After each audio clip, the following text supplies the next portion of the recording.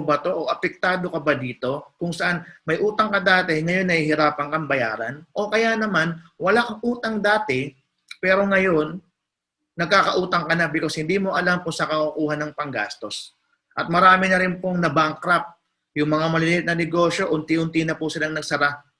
At yung mga properties natin, hindi na natin kayang hulugan, di ba? Kaya po, pinaubayan na lang natin sa bangko, yun po yung tinatawag na foreclosure.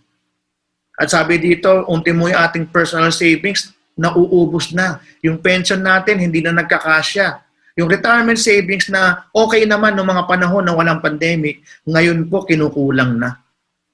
At sabi dito, yung mga properties natin, bumababa na rin yung value. Ang daming nawala ng trabaho. No? Ang tagal na panahon, wala silang trabaho. Yun yung malaking problema na kinakaharap natin dahil sa pandemic na to. Eh anong solusyon ang naiisip natin? Alam nyo ba, sabi